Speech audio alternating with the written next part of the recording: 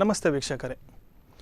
ಕಾಪು ಈ ಕಾಪು ವಿಧಾನಸಭಾ ಕ್ಷೇತ್ರದಲ್ಲಿ ಕಾಪುವಿನ ಹೃದಯ ಭಾಗದಲ್ಲಿ ಈ ಪುರಸಭಾ ಕಟ್ಟಡ ಈಗಿನ ತಾಲೂಕು ಪಂಚಾಯತ್ ಕಟ್ಟಡದಲ್ಲಿ ಇದ್ದಂಥ ಜನೌಷಧಿ ಕೇಂದ್ರ ಏಕಾಏಕಿ ಮುಚ್ಚಿಕೊಂಡಿದೆ.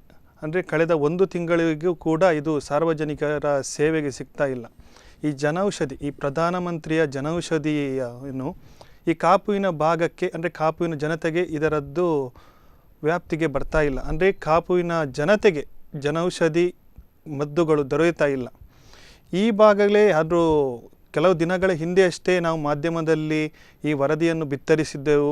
ಅದಕ್ಕೆ ಸಂಬಂಧಪಟ್ಟ ಜನಪ್ರತಿನಿಧಿಗಳಿಗೂ ಸಹ ಅದರ ಬಗ್ಗೆ ತಲುಪಿಸುವಂತಹ ಬಯಕೆ ಮಾಡಿದ್ದೆವು. ಆದರೂ ಸಹ ಏನು ಫಲಿಸದೆ ಇವತ್ತು ಕಾಪುವಿನಲ್ಲಿ ಕಾಂಗ್ರೆಸ್ ಪ್ರತಿಭಟನೆ ನಡೆಸಿದೆ. ಜನೌಷಧಿ ಬೇಕು, ನಮ್ಮ ಜನತೆಗೆ ಜನೌಷಧಿಯ ಕೇಂದ್ರ ಅಗತ್ಯ ಇದೆ, ಜನೌಷಧಿಯ ಮದ್ದು ಜನಸಾಮಾನ್ಯರ ಕೈಗೆಟಬೇಕು ಎಂದು ಪ್ರತಿಭಟನೆ ಮಾಡಿದೆ. ಈ ಪ್ರತಿಭಟನೆಯ ಬಗ್ಗೆ ಅಥವಾ ಜನೌಷಧಿ ಕೇಂದ್ರದ ಬಗ್ಗೆ, ಜನೌಷಧಿ ಮದ್ದಿನ ಬಗ್ಗೆ ಮಾಹಿತಿ ನೀಡುವ ಇದೇ ಇವತ್ತಿನ ವಿಶೇಷ ಪ್ರೈಮ್ ಟೈಮ್ ಡಿಬೇಟ್ ಜನೌಷಧಿ ಕೇಂದ್ರ ಬಂದ್.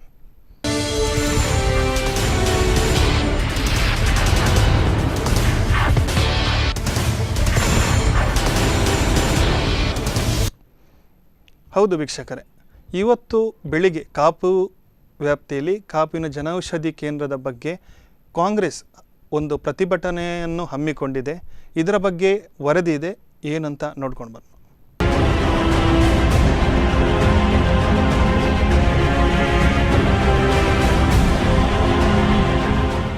ಕಾಪು ಬ್ಲಾಕ್ ಕಾಂಗ್ರೆಸ್, ಮಹಿಳಾ ಕಾಂಗ್ರೆಸ್ ಹಾಗೂ ಯುವ ಕಾಂಗ್ರೆಸ್ ವತಿಯಿಂದ ಕಾಪು ಹಳೆ ಪುರಸಭೆ ಕಟ್ಟಡ ತಾಲೂಕು ಕಚೇರಿಯ ಬಳಿಯ ಭಾರತೀಯ ಜನೌಷಧ ಕೇಂದ್ರ ಮುಚ್ಚಿರುವುದರ ವಿರುದ್ಧ ಪ್ರತಿಭಟನೆ ನಡೆಯಿತು.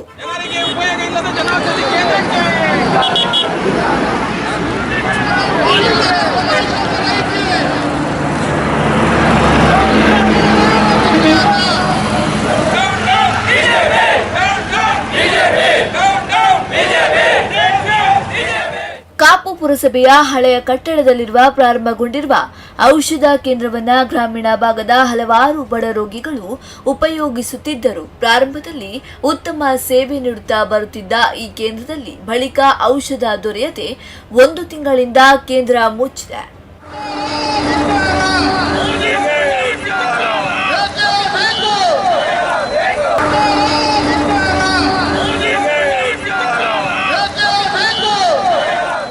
ಆದರೂ ಈ ಜನೌಷಧಿ ಕೇಂದ್ರ 1 ತಿಂಗಳಿಂದ ಮುಚ್ಚಿದ್ರು ಶಾಸಕರು ಅಥವಾ ಅಧಿಕಾರಿಗಳು ಈ ಬಗ್ಗೆ ಮೌನ ವಹಿಸಿದ್ದಾರೆ ಎಂಬುದು ಕಾಂಗ್ರೆಸ್ ಮುಖಂಡರ ಆರೋಪವಾಗಿದೆ. ಜನಸಾಮಾನ್ಯರಿಗೆ ಕಡಿಮೆ ವೆಚ್ಚದಲ್ಲಿ ಔಷಧಿ ವಿತರಿಸುತ್ತೇವೆ ಅಂತ ಪ್ರಚಾರಪಡಿಸಿದ್ದ ಪ್ರಧಾನಮಂತ್ರಿ ಭಾರತೀಯ ಜನ ಔಷಧ ಕೇಂದ್ರಕ್ಕೆ ಕಾಪುವಿನಲ್ಲಿ ಏಕಾಏಕಿ ಬೀಗ ಜಡಿದಿರುವುದನ್ನು ತೆರೆದು ಜನರ ಉಪಯೋಗಕ್ಕೆ ನೀಡಬೇಕೆಂದು ಒತ್ತಾಯಿಸಿ ಪ್ರತಿಭಟನೆ ನಡೆಸಿದ್ರು.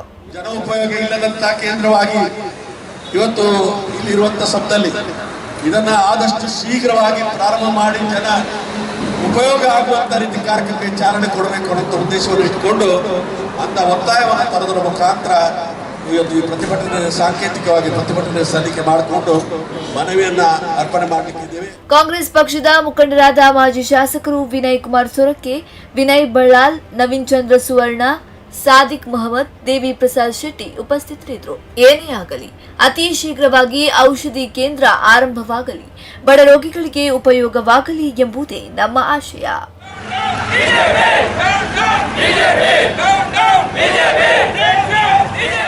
ಪ್ರಮೋದ್ ಸ್ವರ್ಣ ಕಡ್ಪಾಡಿ, ಸ್ಪಂದನ ನ್ಯೂಸ್, ಕಾಪು.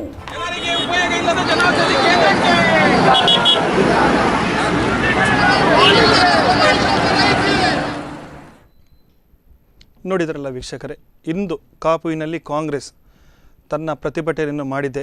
ಜನರಿಗೆ, ಕಾಪು ಜನತೆಗೆ ಜನೌಷಧಿ ಕೇಂದ್ರ ಬೇಕು ಅಂತ ಹೇಳಿ ತಮ್ಮದೇ ಆದಂತಹ ಹೋರಾಟ ನಡೆದಿದೆ. ಈ ಹೋರಾಟದಿಂದ ಈ ನಮ್ಮ ಜನಪ್ರತಿನಿಧಿಗಳು ಎಷ್ಟರ ಮಟ್ಟಿಗೆ ಕಣ್ತೆರೆದಿದೆ ನೋಡಬೇಕು. ನಮ್ಮೊಂದಿಗೆ ಇವತ್ತು ಈ ದಿನ ಚರ್ಚೆಯಲ್ಲಿ ಉಡುಪಿ ಜಿಲ್ಲಾ ಯುವ ಕಾಂಗ್ರೆಸ್ನ ಜಿಲ್ಲಾಧ್ಯಕ್ಷರಾದಂತಹ ವಿಶ್ವಾಸ್ ವಿ ಅಮೀನ್ ಅವರಿದ್ದೇನೆ. ಅವರಿಗೆ ನಾನು ಸ್ವಾಗತಕ್ಕೆ ನೀಡ್ತಾ ಇದ್ದೇನೆ.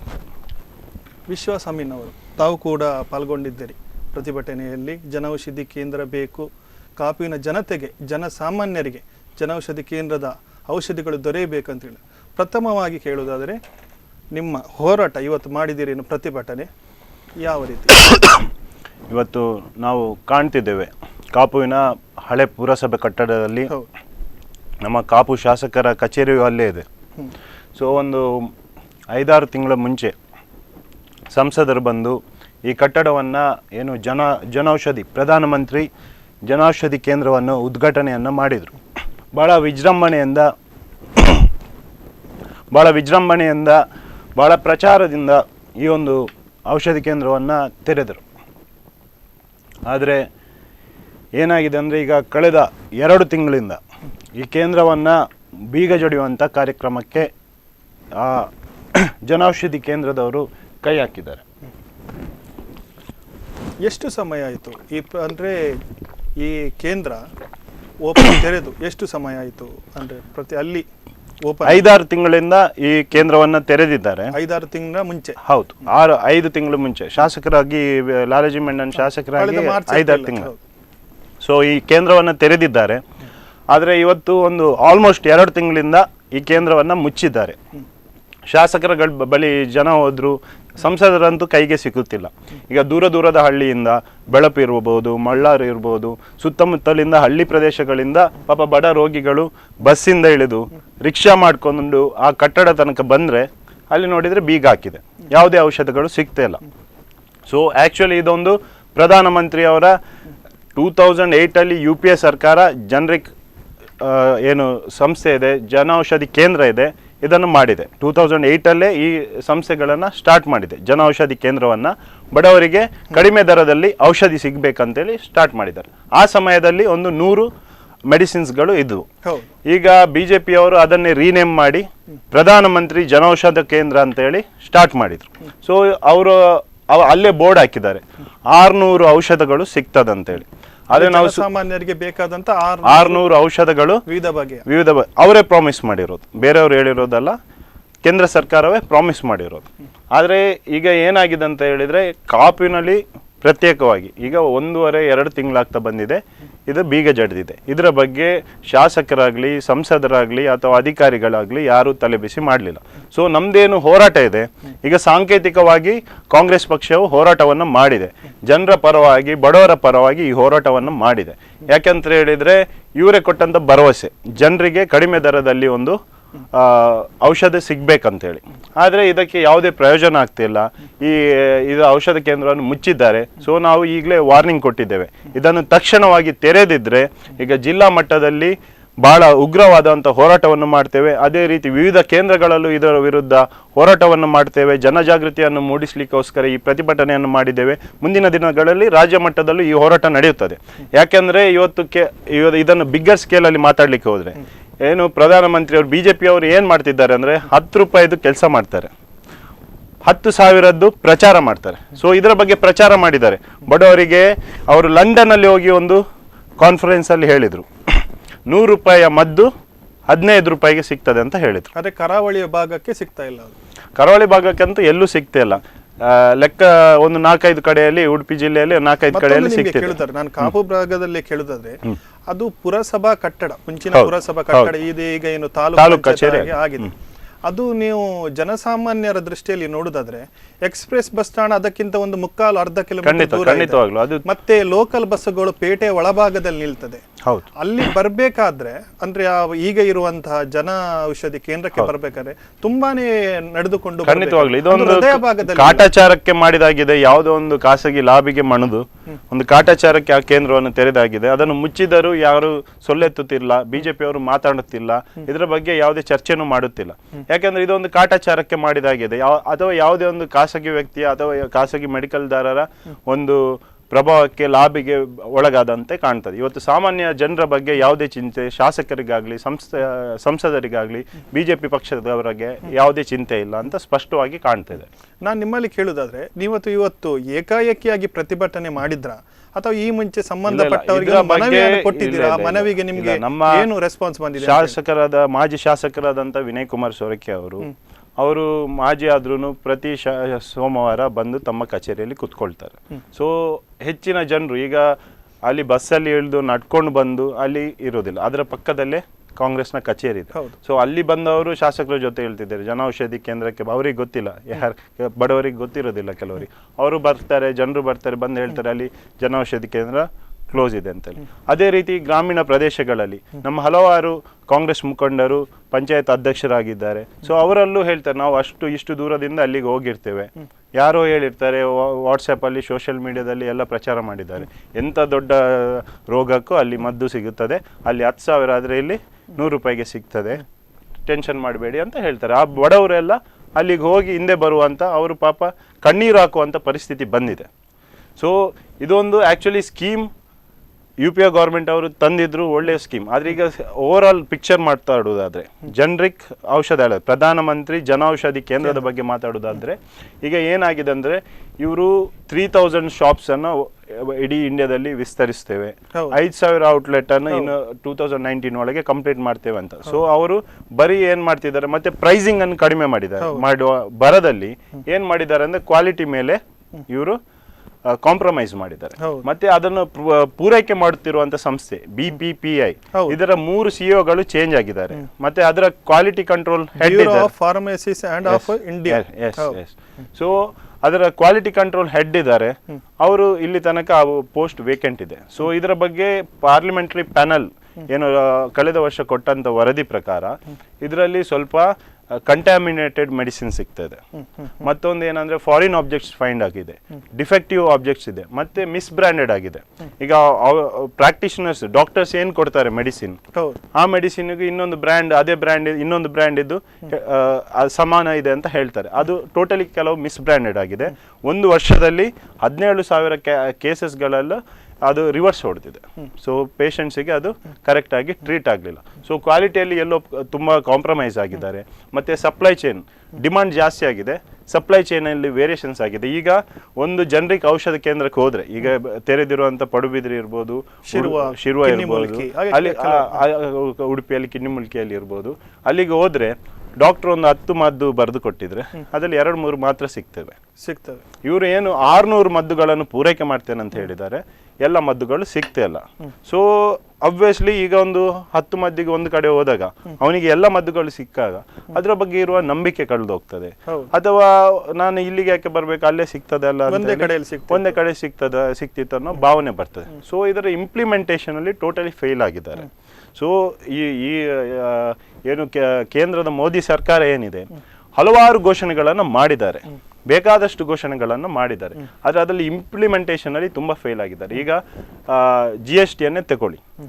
ಸೊ GSTಯಲ್ಲಿ ಏನಾಗಿದೆ, ಇಂಪ್ಲಿಮೆಂಟೇಷನ್ ಅಲ್ಲಿ ಟೋಟಲ್ ಫೇಲ್ ಆಗಿದ್ದಾರೆ. ಆದರೆ ಅವರು ಫೇಲ್ಯೂರನ್ನು ಒಪ್ಪೋದು ಸಹ ಇಲ್ಲ. ಯಾಕೆಂದರೆ GST ಇಂಪ್ಲಿಮೆಂಟೇಷನ್ ಒಮ್ಮೆಲೆ ಯಾವುದೇ ಪ್ರಿಪರೇಷನ್ಸ್ ಇಲ್ಲದೆ ಮಾಡಿದರು. ಆಮೇಲೆ ಡಿಫ್ರೆಂಟ್ ಸ್ಲ್ಯಾಬ್ಸ್ ಮಾಡಿದ್ರು, ಒಂದೊಂದು ವಸ್ತುಗಳಿಗೆ ಡಿಫ್ರೆಂಟ್ ಟ್ಯಾಕ್ಸ್ ಅನ್ನು ಮಾಡಿದ್ರು, ಅದು ಫೇಲ್ಯೂರ್ ಆಯ್ತು. ಮತ್ತೆ GDP ಏರ್ತಿಲ್ಲ, GDP ಕ್ಯಾಲ್ಕುಲೇಷನ್ ಚೇಂಜ್ ಮಾಡಿದ್ದಾರೆ. ರಿಟರ್ನ್ಸ್ ಅನ್ನ ತುಂಬಾ ಕಾಂಪ್ಲಿಕೇಟೆಡ್ ಆಗಿ ಮಾಡಿದ್ದಾರೆ. ಸೊ ಇದು ನಾನು ಹೇಳೋ ಮಾತಲ್ಲ, BJPಯ ಥಿಂಕ್ ಟ್ಯಾಂಕ್ ಶಿವಂ ಪ್ರಸಾದ್ ಅವರು ಎಲ್ಲಿ ತ್ರಿಪುರಾದಲ್ಲಿ ಗೆಲ್ಲಿಸಿಕೊಡ್ಲಿಕ್ಕೆ ಪ್ರಮುಖ ಪಾತ್ರ ವಹಿಸಿದವರು ಇವಾಗ ರಿಸೈನ್ ಕೊಟ್ಟಿದ್ದಾರೆ. ಅವ್ರು ಹೇಳಿರೋ ಕೆಲವು ವಿಷಯಗಳು. ಸೊ ನಾನು ಈಗ ಕಾಪುವಿನ ಭಾಗಕ್ಕೆ ಬರುವಾಗ, ಈ ಜನೌಷಧಿ ಕೇಂದ್ರ ಏನು ಕಾಪುವಿನ ಅಲ್ಲಿ ಈಗ ಚಾಲ್ತಿಯಲ್ಲಿದೆ, ಅಲ್ಲಿ ನಮ್ಗೆ ಬಂದ ಮಾಹಿತಿ ಪ್ರಕಾರ ಅಲ್ಲಿಯೇ ಪಕ್ಕದಲ್ಲಿ ಒಂದು ನರ್ಸಿಂಗ್ ಹೋಮ್ ಇತ್ತು. ಆ ಕಟ್ಟಡದಲ್ಲಿ ಅವರದನ್ನು ನೋಡಿಕೊಳ್ತಾ ಇದ್ರು. ಕಾಪು ನರ್ಸಿಂಗ್ ಹೋಮ್ ಏನಾಯಿತು, ಆ ಕಾಪು ನರ್ಸಿಂಗ್ ಹೋಮ್ ಸಹ ಅವರಿಗೆ ಏನೋ ಲಾಭದ ದೃಷ್ಟಿಯಿಂದ ಏನೋ ಏಕಾಏಕಿ ಬಂದಾಯಿತು. ಹಾಗಾಗಿ ಅದು ಸಹ ಜನರಿಕ್ ಔಷಧ ಅವರು ನೋಡ್ಕೊಂಡದ ಪ್ರಕಾರ ಅದು ಸಹ ಬಂದಾಗಿರ್ಬೋದು. ಒಬ್ಬರಿಗೆ ಲಾಸ್ ಆಗ್ತದೆ, ಹೌದು ಆಗುತ್ತೆ. ಆದ್ರೆ ಬೇರೆಯವರು ಪ್ರಯತ್ನ ಮಾಡ್ಲಿಲ್ವಾ, ಪ್ರಯತ್ನ ಮಾಡ್ಲಿಲ್ವಾ, ಬೇರೆಯವರಿಗೆ ಮಾಡಿ ಕೊಡ್ಲಿಕ್ಕೆ ಬಿಡ್ಲಿಲ್ಲ. ಇದು ಸತ್ಯ ಜನರ ಎದುರು ಬರ್ಬೇಕು. ಜನರ ಬಗ್ಗೆ ಅದೇ ಶಾಸಕರಾಗಿ ಒಂದು ಜವಾಬ್ದಾರಿ ಇರುತ್ತೆ. ಈಗ ವಿನಯ್ ಕುಮಾರ್ ಸೊರಕೆ ಅವರು ಶಾಸಕರಾಗಿದ್ದಾಗ ಅವರು ಚರಂಡಿಯ ಬಗ್ಗೆ, ವ್ಯವಸ್ಥೆಯ ಬಗ್ಗೆ ಬಹಳಷ್ಟು ಅನುದಾನವನ್ನು ತಂದಿದ್ರು.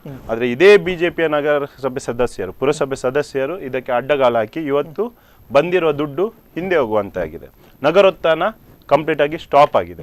ಯಾವುದೇ ಅಭಿವೃದ್ಧಿ ಕೆಲಸಗಳು ಆಗ್ತಿಲ್ಲ. ಶಾಸಕರ ಹತ್ರ ಹೋದ್ರೆ ಅವರ ಪಕ್ಷದವರೇ ಹೇಳ್ತಿದ್ದಾರೆ, ನಾವು ಶಾಸಕರ ಹತ್ರ ಹೋದ್ರೆ ಅವ್ರು ಹೇಳ್ತಾರೆ ಜಿಲ್ಲಾ ಪಂಚಾಯತ್ ಸದಸ್ಯರ ಜೊತೆ ಕೇಳಿ ಅಂತ. ಅಭಿವೃದ್ಧಿ ಮಾಡ್ಲಿಕ್ಕೆ ಹೇಳಿದ್ರೆ ಜಿಲ್ಲಾ ಪಂಚಾಯತ್ ಸದಸ್ಯರ ಜೊತೆ ಕೇಳಿ ಅಂತ ಹೇಳ್ತಿದ್ದಾರೆ. ಸೊ ಇಂಥ ಪರಿಸ್ಥಿತಿ ಬಂದಾಗ ಏನ್ ಮಾಡ್ಬೇಕು? ಹಾಗಾದ್ರೆ ಈಗ ಜನೌಷಧಿ ಕೇಂದ್ರದ ಬಗ್ಗೆ BJPಯ ಸದಸ್ಯರು ಏನ್ ಹೇಳ್ತಾರೆ ಪುರಸಭೆ? ಅವರನ್ನೇ ಪ್ರಶ್ನೆ ಮಾಡಕ್ಕೆ ಜನರು ಹೋದಾಗ ಏನು ಮಾತಾಡ್ತಿಲ್ಲ, ಅವರು ರೆಸ್ಪಾಂಡ್ ಮಾಡ್ತಿಲ್ಲ, ಅವರಿಗೆ ಉತ್ತರ ಇಲ್ಲ. ಸೊ ಇದನ್ನೇ ಜನಜಾಗೃತಿ ಮಾಡಲಿಕ್ಕೆ BJP-ಅವರ ಏನು ಡೋಂಗಿತನ ಇದೆ, ಬಂಡತನ ಇದೆ, ಇದನ್ನು ಜನಜಾಗೃತಿ ಮಾಡಲಿಕ್ಕೆ ಹಾಗೂ ಜನರಿಗೆ ನ್ಯಾಯ ಒದಗಿಸಲಿಕ್ಕೆ ಕಾಂಗ್ರೆಸ್ ಸರ್ಕಾರ, ಕಾಂಗ್ರೆಸ್ನ ಪಕ್ಷ ಈ ಹೋರಾಟವನ್ನು ಮಾಡಿದೆ. ಮತ್ತೊಂದು ನಿಮ್ಮಲ್ಲಿ ಕೇಳಬೇಕಾದ್ರೆ ಜನೌಷಧಿ, ಈಗ ಕಾಪುವಿನ ಭಾಗವನ್ನು ಬಿಟ್ಟು ಬಿಡೋಣ, ಈಗ ಜನೌಷಧಿ ಕೇಂದ್ರವನ್ನು ತಗೊಳ್ಳೋದಾದ್ರೆ ಒಂದು ನೀವು ಫಾರ್ ಎಕ್ಸಾಂಪಲ್ ಒಂದು ಆಸ್ಪಿರಿಯನ್ ಮಾತ್ರ ತಗೊಳ್ಳೋದಾದ್ರೆ ಅಲ್ಲಿ ಜನೌಷಧಿ ಕೇಂದ್ರ 16 ರಿಂದ 17 ರೂಪಾಯಿ ಇದೆ ಬೇರೆ ಮೆಡಿಕಲ್ಗಳಲ್ಲಿ. ಈಗ ಜನೌಷಧಿ ಕೇಂದ್ರಗಳಲ್ಲಿ ಸಿಗುವುದಾದ್ರೆ ಒಂದು 4 ರಿಂದ 5 ರೂಪಾಯಿ ಒಳಗೆ ಸಿಗ್ತದೆ. ಬೇರೆ ಮೆಡಿಕಲ್ಗಳಿರೋ ಒಂದು ಪ್ಯಾರಾಸೆಟಮಾಲ್, ತಲೆ ಸಿಡಿತನೋ ಕೆಮ್ಮ ನೆಗಡಿ ಬಂದರೆ ಪ್ಯಾರಾಸೆಟಮಾಲ್ 10 ರಿಂದ 15 ರೂಪಾಯಿ ಇದೆ. ಅದೇ ಇಲ್ಲಿ 3 ರಿಂದ 4 ರೂಪಾಯಿಗೆ ಸಿಗ್ತಿದೆ. ಅವರು ಹೇಳೋ ಪ್ರಕಾರ ಜನೌಷಧಿಯಲ್ಲಿ 95% ಕಮ್ಮಿ ರೇಟಲ್ಲಿ ಒಂದು BP ಪೇಷಂಟ್ ಅಥವಾ ಶುಗರ್ ಪೇಷಂಟ್ಗೆ ತಿಂಗಳಿಗೆ 2,000 3,000 ಆಗುವ ಕಡೆಯಲ್ಲಿ ನಮ್ಮ ಜನೌಷಧಿ ಕೇಂದ್ರದಲ್ಲಿ 200 ರಿಂದ 300 ರೂಪಾಯಿಗೆ ಆಗ್ತದೆ. ಕರೆಕ್ಟ್. ಈ ಒಂದು ಯೋಜನೆಗೆ ತಾವೇನು ಹೇಳ್ತೀರಿ? ಅಲ್ಲಲ್ಲ, ಅದು ಒಳ್ಳೆ ಯೋಜನೆ. ಈ 2008 ಅಲ್ಲಿ UPA ಗವರ್ಮೆಂಟ್ ತಂದಂತ ಯೋಜನೆ. ಪ್ರಥಮವಾಗಿ 2008ರಲ್ಲಿ ಅಮೃತ್ಸರ್ ಅಂದ್ರೆ ಪಂಜಾಬ್ನ ಅಮೃತ್ಸರದಲ್ಲಿ ನವೆಂಬರ್ 25ಕ್ಕೆ ಚಾಲ್ತಿ ಆಗ್ತದೆ. ಮೊದಲು ಜನೌಷಧಿ ಕೇಂದ್ರ 55 ಔಟ್ಲೆಟ್ಗಳಲ್ಲಿ, ಅಂದ್ರೆ ಈ ಭಾಗದಲ್ಲೆಲ್ಲ ದೇಶದಾದ್ಯಂತ ಕೇವಲ 55 ಔಟ್ಲೆಟ್ಗಳಿಂದ ತೆರೆದು ಈಗ 1,000 3,000 4,000 ಮಿಕ್ಕಿ ಬಂದಿದೆ. 2020ಯಲ್ಲಿ 5,000ಕ್ಕಿಂತ ಹಳ್ಳಿಗಳಲ್ಲಿ 5,000 ಶಾಪ್ಸ್ ಮಾಡುವಂತ. ಅಲ್ಲ, ಇದು ಉತ್ತಮವಾದಂತ ಯೋಜನೆ ಎಲ್ಲ UPA ಸರ್ಕಾರ ತಂದದ್ದು ಉತ್ತಮವಾದ ಯೋಜನೆ. ಆದ್ರೆ ಇಂಪ್ಲಿಮೆಂಟೇಷನ್ ಇಲ್ಲಿ ಪ್ರಾಬ್ಲಮ್ ಆಗ್ತಿರೋದು. ಈಗ ಇದು ಸಬ್ಸಿಡೈಸ್ಡ್ ರೇಟ್ ಅಲ್ಲಿ ಮೆಡಿಸಿನ್ಸ್ ಬರೋದು, ಮತ್ತೆ ಈಗ ಕಾಂಪಿಟೇಟಿವ್ ಪ್ರೈಸಿಂಗ್ ಅಲ್ಲೂ ಮಾಡ್ತಿದ್ದಾರೆ. ಸಬ್ಸಿಡೈಸ್ ರೇಟ್ ಅಂದ್ರೆ 2016-17 ಫೈನಾನ್ಷಿಯಲ್ ಇಯರ್ ಅಲ್ಲಿ 74 crores ಅವರಿಗೆ ಅಲಾಟ್ ಮಾಡಿದೆ. ಆದರೆ ಅದನ್ನು ಫುಲ್ಲಿ ಯುಟಿಲೈಸ್ ಮಾಡಲಿಲ್ಲ, ಬರೀ 47 crores ಅನ್ನು ಯುಟಿಲೈಸ್ ಮಾಡಿದ್ದಾರೆ. ನೆಕ್ಸ್ಟ್ ಫೈನಾನ್ಷಿಯಲ್ ಇಯರ್ ಅಲ್ಲಿ 120 crores ಬೇಕಂತ ಅವರು ಡಿಮಾಂಡ್ ಹಾಕಿದ್ದಾರೆ. ಆದರೆ ಹೋದ ಸಲ ಯುಟಿಲೈಸೇಷನ್ ಮಾಡೋದಕ್ಕೆ ಬರೀ 80 crores ಕೊಟ್ಟಿದ್ದಾರೆ, 40 crores ಶಾರ್ಟೇಜ್ ಮಾಡಿದ್ದಾರೆ. ಸೊ ಇಲ್ಲಿ ಏನಾಗಿದೆ, ಡಿಮಾಂಡ್ ಜಾಸ್ತಿ ಆಗಿದೆ, ಸಪ್ಲೈ ಚೈನ್ ಪ್ರಾಬ್ಲಮ್ ಆಗಿದೆ, ಕ್ವಾಲಿಟಿ ಕಂಟ್ರೋಲ್ ಇಲ್ಲ. ಈಗ ಹಲವಾರು ಸ್ಟೇಟ್ಗಳಲ್ಲಿ ಡ್ರಗ್ ಆಡಿಟರ್ಸ್ ಇದ್ದಾರೆ, ಯಾರು ಡ್ರಗ್ ಆಡಿಟ್ ಮಾಡ್ತಾರೆ, ಅವ್ರು ಹೇಳಿದ್ದಾರೆ ಕೆಲವುಗಳಲ್ಲಿ ತುಂಬಾ ಪ್ರಾಬ್ಲಮ್ ಇದೆ. ಈಗ 2017 ಅಲ್ಲಿ 11 ಟ್ಯಾಬ್ಲೆಟ್ಸ್ಗಳನ್ನು ಜನರಿಕ್ ಔಷಧ ಕೇಂದ್ರಗಳಲ್ಲಿ 11 ಮೆಡಿಸಿನ್ಸ್ ಅನ್ನ ರಿಕಾಲ್ ಮಾಡಿದ್ದಾರೆ because of the wrong quality.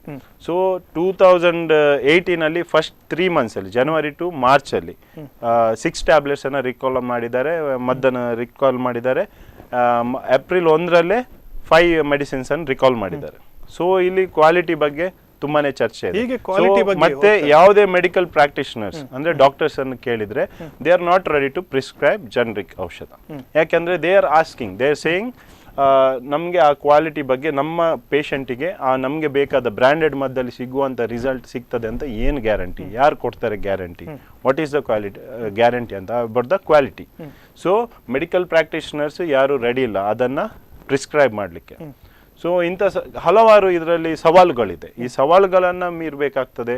ಅದನ್ನು ತುಂಬ ಅದರ ಬಗ್ಗೆ ಸ್ಟಡಿ ಮಾಡಿ, ಇನ್ನು ಅದರ ಬಗ್ಗೆ ನಾಲೆಜ್ ಇದ್ದವರನ್ನು ಇನ್ವಾಲ್ವ್ ಮಾಡಿ ಗೌರ್ಮೆಂಟ್ ಇದನ್ನು ಇಂಪ್ಲಿಮೆಂಟ್ ಮಾಡಬೇಕು. ಏಕಾಏಕಿ ಒಂದು ಪ್ರಚಾರಕ್ಕೋಸ್ಕರ ಇದು ಪ್ರತಿಯೊಂದು ವಿಚಾರದಲ್ಲಿ BJP ಏನು ಮಾಡ್ತಿದ್ದಾರೆ, ಪ್ರಚಾರಕ್ಕೆ ಇಂಪಾರ್ಟೆನ್ಸ್ ಕೊಡ್ತಿದೆ. ಇಂಪ್ಲಿಮೆಂಟೇಷನ್ ಏನಿದೆ ಅದನ್ನು ಯಾವುದನ್ನು ಮಾಡ್ತಿಲ್ಲ. ಈಗ ಆದರ್ಶ್ ಗ್ರಾಮ ಯೋಜನೆ ಅಂತ ಪ್ರತಿಯೊಂದು MP ಒಂದೊಂದು ಗ್ರಾಮವನ್ನು ದತ್ತು ಪಡ್ಕೊಳ್ಬೇಕು, ಆದರೆ ಇಲ್ಲಿ ತನಕ ಯಾವುದೇ ಆಗಲಿಲ್ಲ. ಅದೇ ಕರ್ನಾಟಕ ಸರ್ಕಾರದಲ್ಲಿ ಸಿದ್ದರಾಮಯ್ಯ ಅವರ ಕಾಲದಲ್ಲಿ ಸುವರ್ಣ ಕರ್ನಾಟಕ ಮಾಡ್ತಿದ್ರು, ಅದಕ್ಕಿಂತ ಕರ್ನಾಟಕ ವಿಕಾಸ್ ಯೋಜನೆ, ಗ್ರಾಮ ವಿಕಾಸ್ ಯೋಜನೆ ಮಾಡ್ತಿದ್ರು. ಗ್ರಾಮ ವಿಕಾಸ್ ಯೋಜನೆ ಅದನ್ನು ಸಕ್ಸಸ್ಫುಲ್ ಆಗಿ ಪ್ರತಿಯೊಂದು MLAಗೆ 6 ಗ್ರಾಮಗಳನ್ನು ಕೊಟ್ಟಿದ್ದು ಮಾಡಿದ್ದಾರೆ. ಸೊ ಎಲ್ಲ ಘೋಷಣೆಗಳಾಗ್ತಿದೆ. ಈಗ ಜನ್ಧನ್ ಯೋಜನೆ ಬಗ್ಗೆ ಹೇಳಿದ್ರು, 5,000 ಅಕೌಂಟಿಗೆ ಬರ್ತದೆ ಅಂತ ಹೇಳಿದ್ರು, ಬರಲಿಲ್ಲ. ಈಗ ಕಪ್ಪು ಹಣ ವಾಪಸ್ ತರ್ತೇನೆ ಅಂತ ಹೇಳಿದ್ರು, ಅದ್ರ ಬಗ್ಗೆ ಯಾವುದೇ ಚಕಾರ ಇತ್ತಿಲ್ಲ. ಅದೇ ರೀತಿ ಕ್ರೂಡ್ ಆಯಿಲ್ನ ಬಗ್ಗೆ, ಪೆಟ್ರೋಲ್ ಬೆಲೆ ಬಗ್ಗೆ ಇದೇ ಪ್ರಧಾನಮಂತ್ರಿ ಅವರು ಹೇಳಿದ್ರು, ನಾವು ಪೆಟ್ರೋಲ್ ಬೆಲೆಯನ್ನು ಕಡಿಮೆ ಮಾಡ್ತಿದ್ದೇವೆ ಅಂತ. ಕಡಿಮೆ ಮಾಡ್ತೇವೆ, ಅದನ್ನು ಮಾಡಲಿಕ್ಕೆ ಆಗಲಿಲ್ಲ. ರೂಪಾಯಿ ಮತ್ತು ಡಾಲರ್ನ ಮೌಲ್ಯ, ಸೊ ಅದು ಸಹ ಇವತ್ತು ಏಕಾಏಕಿ ಏರಿಕೆ ಆಗಿದೆ. ಅದರ ಮೇಲೆ ಏನಾಗಿದೆ ಅಂದರೆ, ಇವತ್ತು ಯಾವುದೇ ಮೀಡಿಯಾದವರು ಅಮಿತ್ ಶಾ ಅಥವಾ BJPಯನ್ನು ಅಥವಾ ನರೇಂದ್ರ ಮೋದಿ ಅವರನ್ನು ಪ್ರಶ್ನಿಸಿದರೆ ಅವರು ಕಾಂಗ್ರೆಸ್ನ ಚೇಳಗಳು. ಅದೇ ಯಾರೇ ಜನಸಾಮಾನ್ಯರು BJPಯವರನ್ನ ಪ್ರಶ್ನಿಸಿದರೆ ಅವರು ದೇಶ ವಿರೋಧಿಗಳು ಅಥವಾ ಪಾಕಿಸ್ತಾನದವರು. ಸೊ ಇಂಥ ಬೆಳವಣಿಗೆ ಬರುವಾಗ ಇಲ್ಲಿ ಅಭಿವೃದ್ಧಿ, ಡೆಮೋಕ್ರಸಿಯಲ್ಲಿ ಇಂಥ ಬೆಳವಣಿಗೆ ಆದಾಗ ಬಹಳ ಕಷ್ಟ, ಯಾರು ಪ್ರಶ್ನಿಸುವವರು ಇಲ್ಲ. ಮತ್ತೆ ಹೆಚ್ಚು ಮಾತಾಡಿದ್ರೆ, ಅಮಿತ್ ಶಾ ಅವರನ್ನು ಮಾತಾಡಿದ್ರೆ, ಅವರು ಸ್ವಲ್ಪ ಸ್ಟ್ರಾಂಗ್ ಇದ್ರೆ ಅವನ ಮೇಲೆ ED ಅಥವಾ CBI ಅನ್ನು ಮಿಸ್ಯೂಸ್ ಮಾಡ್ತಾರೆ. ಸರಿ ಇನ್ನಷ್ಟು ಚರ್ಚೆಯನ್ನು ಮುಂದುವರಿಸುವ ವಿಶ್ವಾಸ ಅವರೇ. ವೀಕ್ಷಕರೇ, ಜನೌಷಧಿ ಕೇಂದ್ರ ಬಂದ್, ಈ ಕಾಪುವಿನಲ್ಲಿ ಜನೌಷಧಿ ಕೇಂದ್ರ ಬಂದ್ ಆಗಿರುವಂಥದ್ದು ಈಗಾಗಲೇ ಕಾಂಗ್ರೆಸ್ನ ಮುಖಂಡರು ನಮ್ಮ ಸ್ಟುಡಿಯೋದಲ್ಲಿ ಇದ್ದರೆ ಸಾಕಷ್ಟು ಮಾಹಿತಿಯನ್ನು ನೀಡುತ್ತಿದ್ದರು. ಇನ್ನಷ್ಟು ಅವರಿಂದ ಮಾಹಿತಿಗಳನ್ನು ಪಡ್ಕೊಳ್ಳೋಣ ಒಂದು ಚಿಕ್ಕ ವಿರಾಮದ ನಂತರ.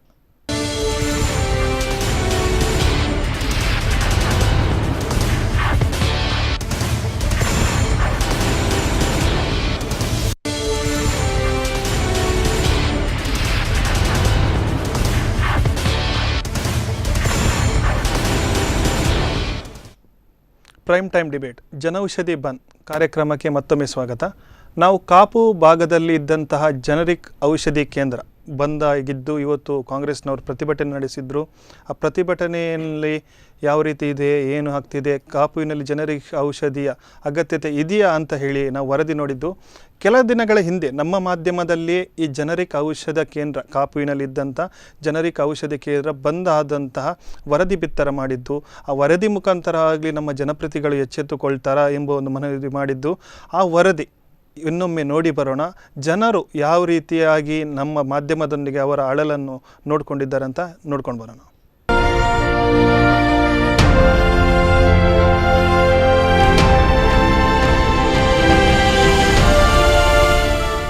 ಪ್ರಧಾನಮಂತ್ರಿ ಮಹತ್ವಾಕಾಂಕ್ಷಿ ಯೋಜನೆಗಳಲ್ಲೊಂದಾದ ಜನ ಔಷಧಿ ಕೇಂದ್ರ ತನ್ನ ಸೇವೆಯನ್ನ ಸ್ಥಗಿತಗೊಳಿಸಿ ದಿನವಿಡೀ ಸಿಗಬೇಕಾದ ಸೇವೆಯನ್ನ ದಿನದ 1 ಗಂಟೆ ಮಾತ್ರ ತೆರೆದಿದೆ ಎಂದು ಫಲಕ ಅಂಟಿಸಿ ತನ್ನ ಬಾಗಿಲು ಮುಚ್ಚಿ ಮೊಬೈಲ್ ನಂಬರ್ ಸಂಪರ್ಕಿಸುವಂತೆ ತಿಳಿಸಲಾಗಿದೆ. ಆದರೆ ಗ್ರಾಹಕರು ಔಷಧಿಗೆಂದು ಬಂದು ನೋಡಿದ್ರೆ ಮುಚ್ಚಿದ ಶಟರ್, ಅದರ ಮೇಲೆ ಅಂಟಿಸಿದ ಮೊಬೈಲ್ ನಂಬರ್ಗಳು. ಗ್ರಾಹಕರು ಮೊಬೈಲ್ ನಂಬರ್ಗೆ ಸಂಪರ್ಕ ಸಾಧಿಸಲು ಪ್ರಯತ್ನಿಸಿದ್ರೆ ಫಲಿತಾಂಶ ಮಾತ್ರ ಶೂನ್ಯ. ಇದರಿಂದ ನೈಜ ಗ್ರಾಹಕರು ರೋಸಿ ಹೋಗಿದ್ದಾರೆ. ಕೇಂದ್ರಕ್ಕಂತ ಔಷಧಿ ತಗೊಳ್ಳಿಕ್ಕಂತ ಬಂದಿದ್ದೇವೆ. ನಮಗೆ ಔಷಧಿ ಅಗತ್ಯ ಇದೆ, ಆದರೆ ಇಲ್ಲಿ ಬಂದು ನೋಡುವಾಗ ಜನೌಷಧಿ ಕೇಂದ್ರ ಬಂದಿದೆ. ಇದು ಯಾಕೆ ಬಂದಿದೆ ಅಂತ ನಮಗೆ ಗೊತ್ತಿಲ್ಲ, ಮುಚ್ಚಿದೆ ಅಂತ. ನಮಗೆ ಅಗತ್ಯ ಇರುವುದರಿಂದ ನಾವು ಬರೋದಲ್ವಾ, ನಾವು ಇನ್ನು ಎಲ್ಲಿಗೆ ಹೋಗಬೇಕು ಔಷಧಕ್ಕೆ? ದಯವಿಟ್ಟು ನಮಗೆ ಒಂದು ಏನಾದರೂ ಇದರ ಬಗ್ಗೆ ಒಂದು ಸರಿ ಇದು ಕೊಡಬೇಕಂತ ನಿಮ್ಮಲ್ಲಿ ವಿನಂತಿಸ್ತೇನೆ. ಭಾರತದ ಪ್ರಧಾನಿ ನರೇಂದ್ರ ಮೋದಿಯವರ ಮಹತ್ವಾಕಾಂಕ್ಷಿತ ಯೋಜನೆ ಜನರಿಕ್ ಔಷಧಿಯನ್ನು ಔಷಧಿ ಮಳಿಗೆಗಳಲ್ಲಿ ಸಾಮಾನ್ಯ ಮೆಡಿಕಲ್ಗಿಂತ ಅತಿ ಕಡಿಮೆ ದರದಲ್ಲಿ ಕೇಂದ್ರ ಸರ್ಕಾರದ ಯೋಜನೆ ಮೂಲಕ ಅತಿ ಕಡಿಮೆ ದರದಲ್ಲಿ ಜನಸಾಮಾನ್ಯರಿಗೆ ಮೆಡಿಸಿನ್ಗಳನ್ನು ಸರಬರಾಜು ಮಾಡುವಂಥ ಮಹತ್ವಾಕಾಂಕ್ಷಿ ಯೋಜನೆ ಇದು. ಆದರೆ ಕಾಪುವಿನಲ್ಲಿ ಇದು ಪ್ರಾರಂಭವಾದಾಗಲಿಂದಲೂ ಸಮರ್ಪಕವಾಗಿ ನಡೆಯುತ್ತಿಲ್ಲ. ಈ ಬಗ್ಗೆ ಇಷ್ಟೆಲ್ಲ ಎಚ್ಚರ ಕೊಟ್ಟರು ಈಗ ಏಜೆನ್ಸಿಯವರು ಸಮರ್ಪಕವಾಗಿ ಕಾರ್ಯನಿರ್ವಹಿಸ್ತಿಲ್ಲ ಮತ್ತು ದಿನದ 1 ಗಂಟೆ ಮಾತ್ರ ಅವರು ಮೆಡಿಸಿನ್ ಸರಬರಾಜು ಮಾಡ್ತಾ ಇದ್ದಾರೆ. ಹೀಗಾಗಿ ಜನಸಾಮಾನ್ಯರಿಗೆ ತುಂಬ ತೊಂದರೆ ಆಗ್ತಾಯಿದೆ. ಈಗಾಗಲೇ ಇದನ್ನು ನಾವು ಸ್ಥಳೀಯ ಶಾಸಕರು ಮತ್ತು ಸಂಸದೆಯವರ ಗಮನಕ್ಕೆ ತರಲಿಕ್ಕಿದ್ದೇವೆ. ಈ ಸಮಸ್ಯೆಗಳನ್ನು ಇಲ್ಲಿಂದ ಈ ಜಾಗದಿಂದ ಮತ್ತೆ ಬೇರೆ ಪೇಟೆಯ ಹೃದಯ ಭಾಗದಲ್ಲಿ ತಂದು ಜನಸಾಮಾನ್ಯರಿಗೆ ಸಾಮಾನ್ಯ ದರದಲ್ಲಿ ಎಟಕುವಂತೆ ಮಾಡಬೇಕಂತ ನಮ್ಮ ವಿನಂತಿ. ಕೇಂದ್ರ ಸರ್ಕಾರದ ಮಹತ್ವಾಕಾಂಕ್ಷಿ ಯೋಜನೆಯ ಜನ ಔಷಧಿ ಕೇಂದ್ರದ ಮೂಲಕ ಈಗಾಗಲೇ ಹಲವಾರು ಬಡ ರೋಗಿಗಳು ತಮಗೆ ಬೇಕಾದ ಔಷಧಿಗಳನ್ನ ಉಪಯೋಗಿಸುತ್ತಿದ್ರು. ಖಾಸಗಿ ನರ್ಸಿಂಗ್ ಹೋಂನಲ್ಲಿ ಪ್ರಾರಂಭಗೊಂಡ ಔಷಧಿ ಕೇಂದ್ರದ ಪ್ರಾರಂಭದಲ್ಲಿ ಉತ್ತಮ ಸೇವೆ ನೀಡಿದ್ದು ಬಿಟ್ಟರೆ ದಿನ ಕಳೆದಂತೆ ಹೆಚ್ಚಿನ ಔಷಧಿಗಳು ಇಲ್ಲಿ ದೊರೆಯುತ್ತಿರಲಿಲ್ಲ. ರಾಷ್ಟ್ರೀಯ ಹೆದ್ದಾರಿ ದಾಟಿ ಕಷ್ಟಪಟ್ಟು ಬಂದರೂ ಇಲ್ಲಿ ತಮಗೆ ಬೇಕಾದ ಔಷಧಿ ಸಿಗದೆ ಬರಿ ಕೈಯಲ್ಲಿ ವಾಪಸ್ಸಾಗುವ ಪರಿಸ್ಥಿತಿ ಬಂದೊದಗಿದೆ. ನಾನು ತುಂಬ ಜನಕ್ಕೆ ಬೆಳಪುಯಿಂದ ಕಾಪುಗೆ ಕಳಿಸಿದ್ದೀನಿ. ಈಗ ಸಾಧಾರಣ ಇಲ್ಲಿ ಬಂದು ಎಲ್ಲ ಬಡವರು ನೋಡಬೇಕಾದ್ರೆ ಬಂದುಂಟು ಅಂತ ಹೇಳಿ ವಾಪಸ್ ಹೋಗ್ತಿದ್ದಾರೆ, ನಮಗೆ ಕೇಳ್ತಿದ್ದಾರೆ. ಈ ಜನಸೇವಕಂದರೆ ಔಷಧಿಯಲ್ಲಿ ಸ್ವಲ್ಪ ಕಡಿಮೆ ಒಳ್ಳೆ ರೀತಿಯಲ್ಲಿ ಔಷಧಿ ಸಿಗ್ತಿತ್ತು ಸ್ಟಾರ್ಟಿಂಗಲ್ಲಿ. ಈಗ ಬಂದಾಗಿ ಸಾಧಾರಣ 3 ತಿಂಗಳಾಗಿದೆ. ಇದು ಯಾವ ಕಾರಣಕ್ಕೆ ಬಂದಾಗಿದೆ, ಏನಾಗಿದೆ, ಈ ಬಡವರು ಇಲ್ಲಿ ಬಂದು ನೋಡಬೇಕು, ಎಲ್ಲಿಗೆ ಔಷಧಿ ಹೋಗಬೇಕು, ಏನು ಮಾಡಬೇಕಂತ ಏನೂ ಇಲ್ಲ. ಸದ್ರಿ ಔಷಧಾಲಯ ಇರುವ ಕಟ್ಟಡದಲ್ಲಿ ಶಾಸಕರ ಕಚೇರಿಯೂ ಇದೆ, ತಾಲೂಕು ಆಫೀಸು ಇದೆ, ಎಲ್ಲ ಇದೆ. ಇವರು ಯಾರು ಇದ್ರ ಬಗ್ಗೆ ಗಮನನೇ ಇಟ್ಕೊಂಡಿಲ್ಲ. ಯಾಕೆ ಇಟ್ಕೊಂಡಿಲ್ಲ ಅಂತೇಳಿ ಸಂಬಂಧಪಟ್ಟವರಿಗೆ ನಾನು ಸ್ವಲ್ಪ ಕೇಳಲಿಕ್ಕೆ ಇಷ್ಟಪಡ್ತೀನಿ. ಮೊದಲು ಜನರಿಕ್ ಔಷಧಿ ಕೊಳ್ಳಲು ಹಿಂದೇಟು ಹಾಕ್ತಾ ಇದ್ರು ಜನರು. ಇತ್ತೀಚೆಗೆ ಜನರಲ್ಲಿ ಜನರಿಕ್ ಔಷಧಿಗಳ ಬಗ್ಗೆ ಜಾಗೃತಿ ಮೂಡಿದ್ದು ಕಡಿಮೆ ಬೆಲೆಗೆ ಗುಣಮಟ್ಟದ ಔಷಧಿಗಳ ದೊರೆಯುವುದರಿಂದ ಜನರಿಕ್ ಕೇಂದ್ರಗಳ ಕಡೆ ಜನ ಬರುತ್ತಿದ್ದಾರೆ. ಆದರೆ ಇಲ್ಲಿ ಕಳೆದ 1 ತಿಂಗಳಿನಿಂದ ಔಷಧ ಮಳಿಗೆ ಬಂದಾಗಿದ್ದು ಶಿರ್ವಾ ಅಥವಾ ಉಡುಪಿ ಕೇಂದ್ರಕ್ಕೆ ಔಷಧಿಗಾಗಿ ಹೋಗುವ ಪರಿಸ್ಥಿತಿ ಉದ್ಭವವಾಗಿದೆ. ಸಂಬಂಧಪಟ್ಟವರು ಫೋನ್ ಸಂಪರ್ಕಕ್ಕೆ ಕೂಡ ಸಿಗುತ್ತಿಲ್ಲ. ಈ ಬಗ್ಗೆ ಅತಿ ಶೀಘ್ರದಲ್ಲಿ ಕ್ರಮ ಕೈಗೊಳ್ಳುವ ಭರವಸೆ ನೀಡಿದ್ದಾರೆ ಕಾಪು ಶಾಸಕ ಲಾಲಾಜಿ ಮೆಂಡನ್. ಬಡವರ ಪಾಲಿಗೆ ತುಂಬಾನೇ ನೆರವಾಗುತ್ತಿದ್ದ ಈ ಜನೌಷಧಿ ಕೇಂದ್ರ ಸೂಕ್ತ ಸ್ಥಳದಲ್ಲಿ ಆದಷ್ಟು ಶೀಘ್ರದಲ್ಲಿ ಪ್ರಾರಂಭವಾಗಬೇಕಿದೆ. ಸಂಬಂಧಪಟ್ಟ ಅಧಿಕಾರಿಗಳು ಜನಪ್ರತಿನಿಧಿಗಳು ಇತ್ತ ಚಿತ್ತ ಹರಿಸಬೇಕಿದೆ. ಸಂತೋಷ್, ಸ್ಪಂದನ ನ್ಯೂಸ್, ಕಾಪು. ನೋಡಿದ್ರಲ್ಲ ವೀಕ್ಷಕರೇ, ಕೆಲ ದಿನಗಳ ಹಿಂದೆ ನಮ್ಮದೇ ಮಾಧ್ಯಮದಲ್ಲಿ ನಮ್ಮದೇ ವರದಿ ಮಾಡಿದ್ದು ಜನೌಷಧಿ ಕೇಂದ್ರ ಕಾಪುವಿನಲ್ಲಿ ಮುಚ್ಚಿದೆ, ಇದಕ್ಕೆ ಸಂಬಂಧಪಟ್ಟವರು ಅದನ್ನು ಆರಂಭಿಸಬೇಕು ಎಂಬುದು. ಅದರಲ್ಲಿ ನೋಡಿದಾಗೆ ತಾವು ಹಲವಾರು ಮಂದಿ ಮಾತಾಡಿದ್ದಾರೆ. ಬೆಳಪು, ಕಟ್ಪಾಡಿ, ದೂರದಿಂದ ನಾವು ಮೆಡಿಸಿನ್ಗೋಸ್ಕರ, ಔಷಧಿಗೋಸ್ಕರ ಕಾಪುವಿಗೆ ಜನರನ್ನು ಕಳಿಸ್ತಿದ್ದೇವೆ, ಜನ ಬಂದು ಅಂಗಡಿ ಬಂದಾಗಿದೆ ಅಂತ ಹೇಳ್ತದೆ. ಅದಕ್ಕೆ ಸಂಬಂಧಪಟ್ಟ ಯಾರೊಬ್ಬ ಏಜೆನ್ಸಿಯಾಗಿ ಟೆಂಡರ್ ತಗೊಂಡವನು ಶಟರಿಗೆ ತನ್ನದನ್ನು ನಂಬರ್ ಹಾಕಿ ಹೋಗಿದ್ದಾನೆ. ಆ ನಂಬರ್ಗೆ ಕರೆ ಮಾಡಿದ್ದು ಕೂಡ ಅಲ್ಲಿಂದ ನಮಗೆ ರೆಸ್ಪಾನ್ಸ್ ಬರ್ತಾ ಇಲ್ಲ ಅಂತೇಳಿ ಹಲವಾರು ಮಂದಿ ಮಾತಾಡಿದರು.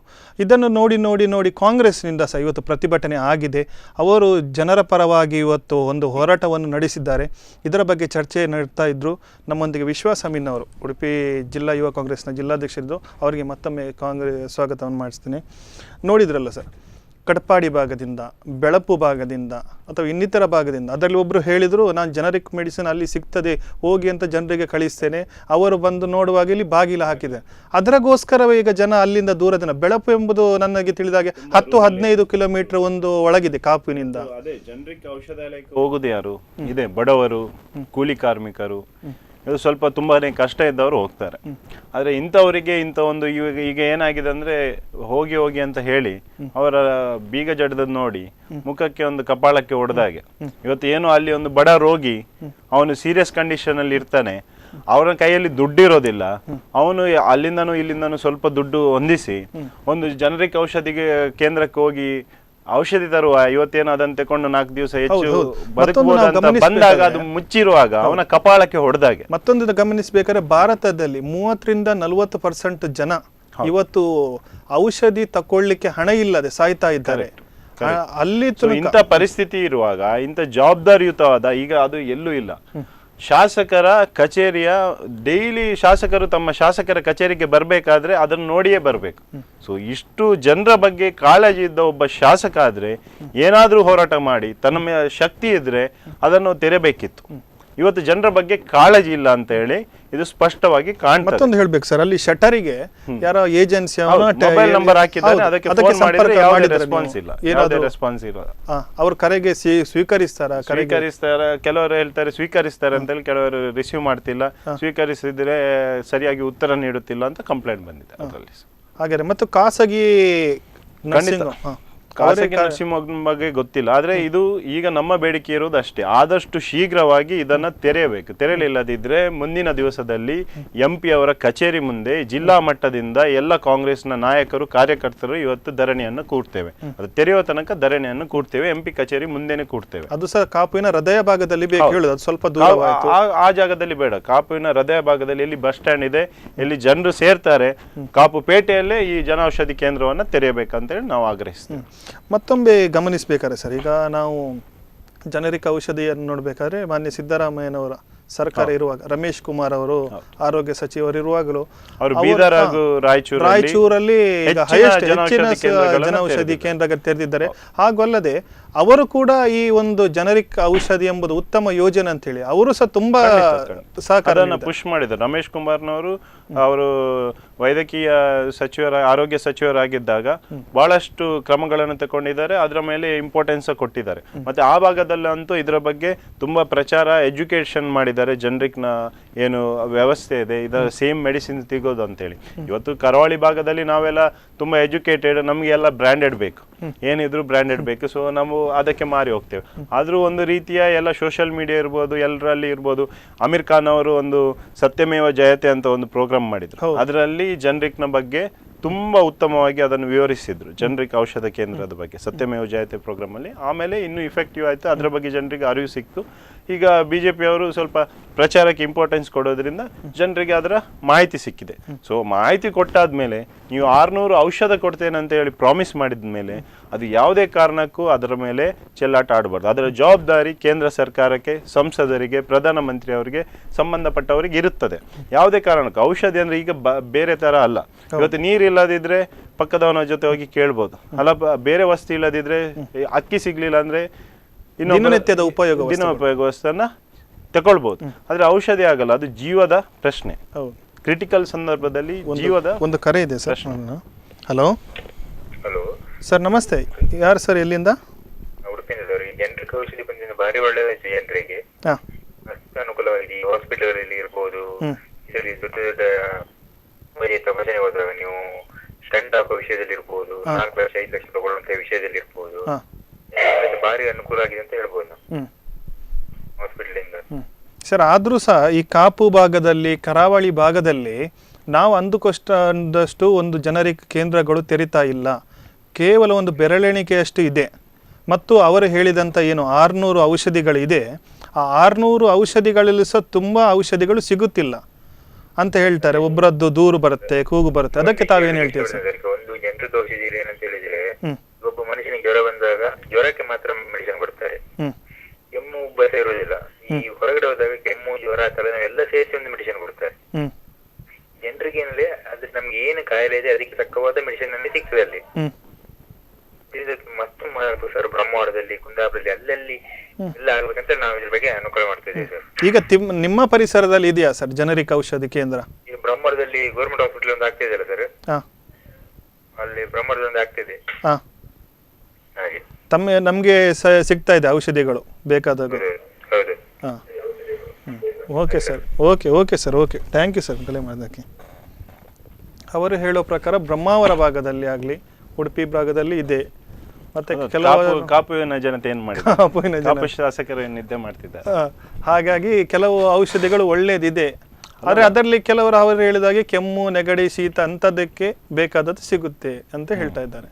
ಅಲ್ಲ, ಈಗ ಕೇಂದ್ರ ಸರ್ಕಾರದಿಂದವೇ ಆ ಘೋಷಣೆ ಆಗಿರೋದು 600 ಔಷಧಗಳು ಸಿಗ್ತದೆ ಅಂತೇಳಿ. ಸಿಗ್ಬೇಕಂತ ಹೇಳೋದು ನಮ್ಮ ಔಷಧ ಎಲ್ಲ ಕೇಂದ್ರಗಳು. ಯಾಕೆಂದ್ರೆ ಘೋಷಣೆಗಳನ್ನು ಮಾತ್ರ ಮಾಡ್ತೇವೆ. ಇವತ್ತು ದೊಡ್ಡ ದೊಡ್ಡ ಘೋಷಣೆಗಳನ್ನ ಕೇಂದ್ರ ಸರ್ಕಾರದಲ್ಲಿ ಮಾಡ್ತಿದ್ದಾರೆ.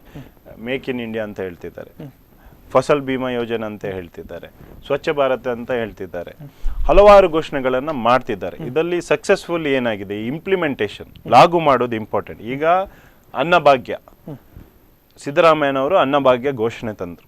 ಅವರು 5 ವರ್ಷ ಕಂಪ್ಲೀಟ್ಲಿ ಅದನ್ನು ಕೊಟ್ಟಿದ್ದಾರೆ. ಉಚಿತವಾಗಿ ಯಾವತ್ತು ಫಸ್ಟ್ 1 ರೂಪಾಯಿಗೆ ಕೊಡ್ತಿದ್ರು, ಆಮೇಲೆ ಉಚಿತವಾಗಿ ಕೊಡ್ತೇನೆ ಅಂತ ಘೋಷಣೆ ಮಾಡಿದ್ರು. ಅದನ್ನು ಇಂಪ್ಲಿಮೆಂಟ್ ಮಾಡಿದ್ದಾರೆ, ಸಕ್ಸಸ್ಫುಲ್ ಆಗಿ ಕೊಟ್ಟಿದ್ದಾರೆ, ಯಾವತ್ತೂ ನಿಲ್ಲಿಸಲಿಲ್ಲ.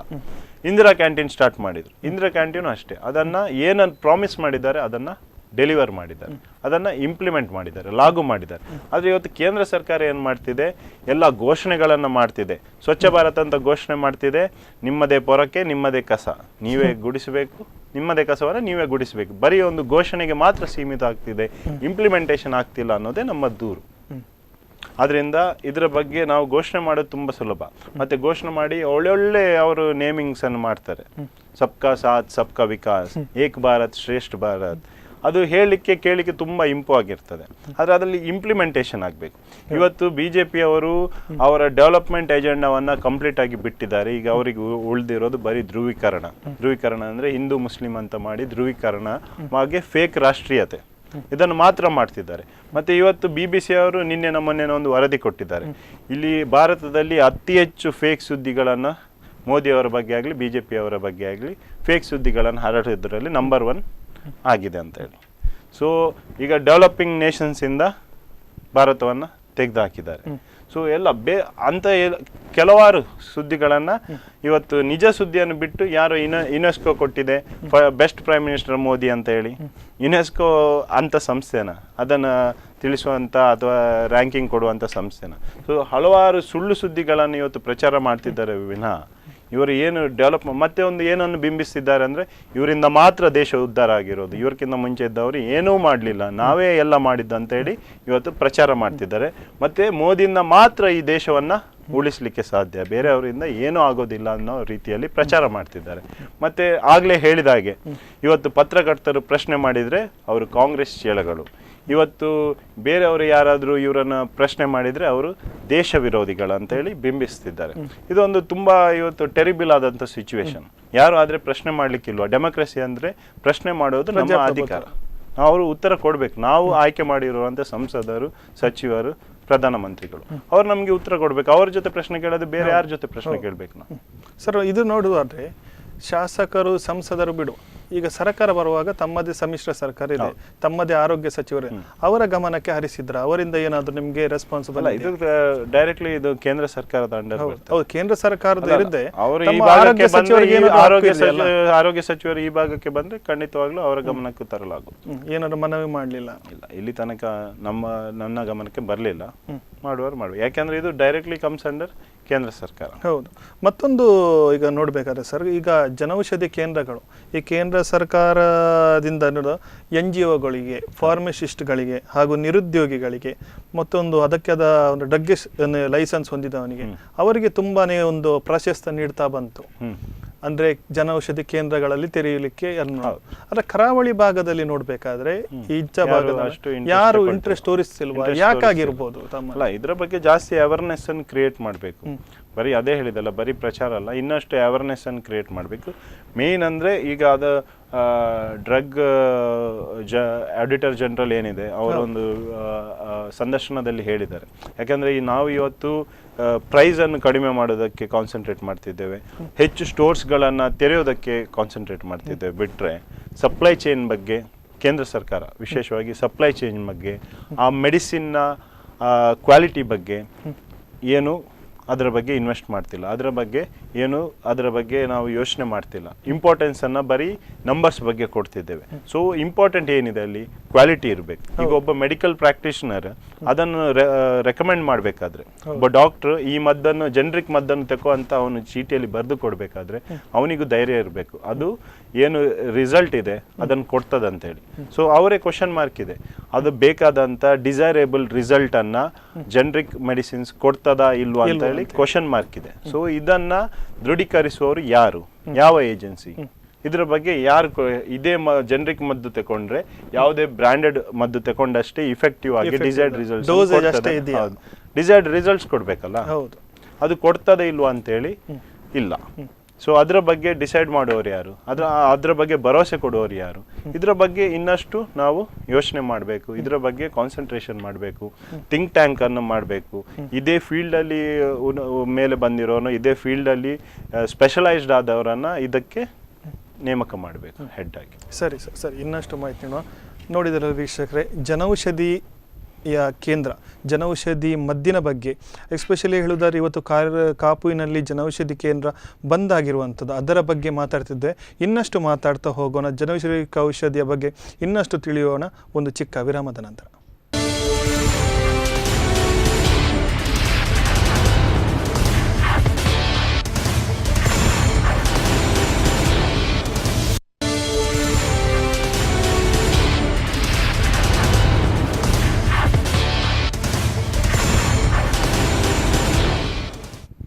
ಪ್ರೈಮ್ ಟೈಮ್ ಡಿಬೇಟ್, ಜನೌಷಧಿ ಬಂದ್, ಮತ್ತೊಮ್ಮೆ ಸ್ವಾಗತ.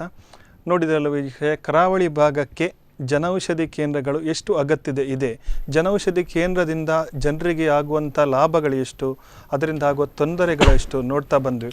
ಹಾಗಾಗಿ ಔಷಧಿಗಳು ಜನರಿಗೆ ಯಾವ ರೀತಿ ಕೈಗೆಟುಕುತ್ತೆ, ಏನೆಲ್ಲ ಅದರಲ್ಲಿ ಔಷಧಿಗಳು ನೀಡುತ್ತೆ ಅಂತ ಡಿಸ್ಕಷನ್ ಮಾಡ್ತಾ ಬಂದರು. ನಮ್ಮೊಂದಿಗೆ ಚರ್ಚೆಯಲ್ಲಿ ವಿಶ್ವಾಸ್ ವಿ ಅಮೀನ್ ಅವರಿದ್ದರು. ಅವರೊಂದಿಗೆ ಮತ್ತೊಮ್ಮೆ ಕಾರ್ಯಕ್ರಮಕ್ಕೆ ಸ್ವಾಗತ ಮಾಡ್ತಾ, ನೀವು ಹೇಳಿದಾಗೆ ವೈದ್ಯರಿಗೆ ಅದರ ಮೇಲೆ ನಂಬಿಕೆ ಇಲ್ಲ, ವೈದ್ಯರಿಗೆ ಅದನ್ನು ಪ್ರಿಕಾಕ್ಷನ್ ಮಾಡಲಿಕ್ಕೆ ತುಂಬ ಅವರು ಒಂದು ಪ್ರಶ್ನಾರ್ಥಕ ಚಿಹ್ನೆಯಾಗಿ ಉಳಿದಿದೆ ಅಂತ ಹೇಳ್ತಾರೆ.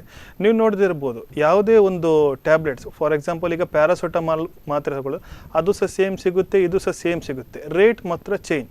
ಆದರೆ ಕೇಂದ್ರ ಸರ್ಕಾರದ ಏನಿದೆ ಅದರ ಒಂದು ಮುದ್ರಣ ಮಾಡ್ತಾರೆ, ಜನೌಷಧಿ ಅದಂತ ಹಿಂದೆ. ಹಾಗಾಗಿ ಅದು ಔಟ್ಸೋರ್ಸಿಂಗ್ ಮಾಡುವರು. ಸೊ ಅಲ್ಲಿ ಮ್ಯಾನುಫ್ಯಾಕ್ಚರ್ ಆಗ್ತದೆ. ಸೊ ಏನು ಪ್ರಿಸ್ಕ್ರೈಬ್ಡ್ ಇದೆ ಅಷ್ಟೇ ಅಮೌಂಟ್ ಅಲ್ಲಿ ಇದೆಯಾ ಮೆಡಿಸಿನ್ಸ್, ಅದನ್ನು ಕ್ವಾಲಿಟಿ ಕಂಟ್ರೋಲ್ ಮಾಡಿ, ಕ್ವಾಲಿಟಿ ಚೆಕ್ ಮಾಡಿ, ರೆಗ್ಯುಲರ್ ಆಗಿ ಕ್ವಾಲಿಟಿ ಚೆಕ್ ಮಾಡಿ ಮಾಡುವಂತ ಮೆಕ್ಯಾನಿಸಮ್ ಇವತ್ತು ಫೇಲ್ಯೂರ್ ಆಗಿದೆ. ಈಗ ಕ್ವಾಲಿಟಿ ಪ್ರೋಸೆಸ್ ಏನಿದೆ ಅದರ ಹೆಡ್ಡೇ ಇವತ್ತು ಪೊಸಿಷನ್ ವೇಕೆಂಟ್ ಇತ್ತು ಮೊನ್ನೆ ತನಕ, ಈಗ ಫಿಲ್ ಆಗಿದೆ ಅನ್ನೋ ಗೊತ್ತಿಲ್ಲ. ಸೊ ಅದರ BPPI ಏನಿದೆ ಅದು ಸಂಸ್ಥೆ ಜನರಿಕ್ ಅದರ ಮೂರು CEOs ಚೇಂಜ್ ಆಗಿದೆ. ಸೊ ಇಂಥ ಪರಿಸ್ಥಿತಿ ಇರುವಾಗ ಸೊ ಅಲ್ಲಿ ಆ ಮೆಡಿಕಲ್ ಪ್ರೊಫೆಷನಲ್ಸ್ ಏನಿದ್ದಾರೆ, ಡಾಕ್ಟರ್ಸ್ ಏನಿದ್ದಾರೆ, ಪ್ರಾಕ್ಟೀಷನರ್ಸ್ ಏನಿದ್ದಾರೆ, ಅವರಲ್ಲಿ ಒಂದು ಪ್ರಶ್ನಾರ್ಥಕ ಚಿಹ್ನೆ ಇರ್ತಾರೆ. ಅವರು ಚಿಂತೆ ಮಾಡ್ತಾರೆ, ಸೊ ಈ ಸಿಸ್ಟಮ್ಗೆ ನಾವು ಹೋಗ್ಬೋದಂತೆ. ಸೊ ಇದರ ಬಗ್ಗೆ ಸರ್ಕಾರ ಕರೆಕ್ಟ್ ಆದ ಒಂದು ಸ್ಟ್ಯಾಂಡ್ ಅನ್ನು ತಗೊಳ್ಬೇಕು. ಇದರ ಬಗ್ಗೆ ಸಂಬಂಧಪಟ್ಟ ಸಚಿವರು ವಿಶೇಷವಾಗಿ ಇದರ ಬಗ್ಗೆ ಭರವಸೆಯನ್ನು ನೀಡಬೇಕು. ಮತ್ತು ಜನರಿಗೂ ಅಷ್ಟೇ ಇದರ ಬಗ್ಗೆ ಪ್ರಚಾರವನ್ನು ಮಾಡಬೇಕು ಮತ್ತು ಅವರಿಗೆ ಭರವಸೆ ಬರಬೇಕು ಈ ಮೆಡಿಸಿನ್ 100% ಇದೆ. ಯಾಕೆಂದರೆ ಎಷ್ಟೇ ಬಡವನಾಗಲಿ ಎಷ್ಟೇ ಕಷ್ಟದಲ್ಲಿ ಇದ್ರಿ ತನ್ನ ತಾಯಿಯ ತಂದೆಯ ಮಕ್ಕಳ ವಿಷಯ ಬರುವಾಗ ಅವನು ಒಳ್ಳೆ ಮೆಡಿಸಿನ್ ಬೇಕಂತಾನೆ ಹೋಗ್ತಾನೆ. ಹೌದು, ಅದರಲ್ಲೂ ಯಾರೋ ಎಷ್ಟು ಬಡವನಲ್ಲಿ ಎಷ್ಟು ಶ್ರೀಮಂತನಿರಲಿ ಆರೋಗ್ಯದ ವಿಷಯ ಹಿಂದೆ ಮುಂದೆ ನೋಡುದಿಲ್ಲ, ಸಾಲ ಆದ್ರೂ ಮಾಡಿ ಏನಾದ್ರೂ ಮಾಡಿ ಹೋಗ್ತಾನೆ. ಅದರಲ್ಲಿ ಇಂಥ ಒಂದು ಒಳ್ಳೆ ಯೋಜನೆ ಬಂದಿದೆ, ಇದು ಚೆನ್ನಾಗಿದೆ, it is as good as branded medicine ಅಂತ ಹೇಳುವಾಗ ಅಲ್ಲಿ ಅವ ಹೇಗೋ ಮನಸ್ಸು ಮಾಡಿ ಆ ಒಂದು ಜನರಿಕ್ ನಲ್ಲಿ ಹೋದ್ರೆ ಅಲ್ಲಿ ಮುಚ್ಚಿದ್ರೆ ಅಥವಾ ಪ್ರಿಸ್ಕ್ರೈಬ್ಡ್ ಅಲ್ಲಿ 10 ಮಾತ್ರೆಯಲ್ಲಿ ಬರೀ 2 ಮಾತ್ರೆ ಸಿಗುದಂತ ಹೇಳಿದ್ರೆ ಅಲ್ಲಿ ವಿಶ್ವಾಸಾರ್ಹತೆ ಹೋಯ್ತು. ಹೌದು, ಜನರಿಗೆ ಇವತ್ತು ಟೈಮ್ ಇಲ್ಲ, ಮತ್ತೆ ಪೇಷಂಟ್ಸಿಗಂತೂ ಅದಕ್ಕಿಂತ ಮುಂಚೆ ಟೈಮ್ ಇಲ್ಲ. ಸೊ ಅವ ಇನ್ನೊಮ್ಮೆ ಮತ್ತೊಂದು ಕಡೆ ಹೋದ್ರೆ ಮತ್ತೆ ಅವ ಮತ್ತೊಮ್ಮೆ ಈ ಜನರಿಗೆ ಕೇಂದ್ರ ಮತ್ತೊಂದು ಕಡೆ ನಾವು ನೋಡ್ಬೇಕಾದ್ರೆ ಹಲವಷ್ಟು ಮಂದಿಗೆ ಈ ಜನೌಷಧಿ ಕೇಂದ್ರ ಅಂದ್ರೆ ಏನು, ಜನೌಷಧಿ ಮದ್ದಂದ್ರೆ ಏನು, ಈ ಚೀಪ್ ರೇಟ್ ಅಲ್ಲಿ ಸಿಗುತ್ತೆ, ಮತ್ತೆ ನೀವು ಹೇಳಿದಾಗೆ ಕ್ವಾಲಿಟಿ ತಿಳುವಳಿಕೆ ಇಲ್ಲ, ಪ್ರಚಾರ ಆಗ್ತಾ ಇದೆ ಒಂದು ಕಡೆಯಲ್ಲಿ, ಪ್ರಚಾರ ಅಷ್ಟು ಆಗ್ತಿಲ್ಲ. ಪ್ರಚಾರ ಮಾಡಿದ್ರು ಈಗ ಇಂಥ ಎಲ್ಲ ಪರಿಸ್ಥಿತಿ ಬಂದ್ರೆ ಅದು ಫೇಲ್ಯೂರ್ ಆಗೋ ಚಾನ್ಸಸ್ ಜಾಸ್ತಿ ಇರೋದು. ಸೊ ಫಸ್ಟ್ ಅಂದ್ರೆ ಯಾವುದೇ ಬಿಸ್ನೆಸ್ ಅಲ್ಲಿ ಇರ್ಬೋದು, ಯಾವುದೇ ಸೆಕ್ಟರ್ ಅಲ್ಲಿ ಇರ್ಬೋದು, ಫಸ್ಟ್ ಏನಂದ್ರೆ ಯಾವುದೇ ಬಿಸ್ನೆಸ್ ಸ್ಟಾರ್ಟ್ ಮಾಡಿದ್ರು, ಯಾವುದೇ ಒಬ್ಬ ಅಂಗಡಿ ಸ್ಟಾರ್ಟ್ ಮಾಡಿದ್ರು ಅವನ ಜೊತೆ ಸ್ಟಾಕ್ ಇರ್ಬೇಕಲ್ಲಿ. ಅವನು ಗಿರಾಕಿ ಬಂದಾಗ ಯಾವುದೇ ವಸ್ತು ಇರಲಿ ಏನಿದ್ರು ಕೊಟ್ರೆ ಅವನಲ್ಲಿ ಕ್ಲಿಕ್ ಆಗೋದು.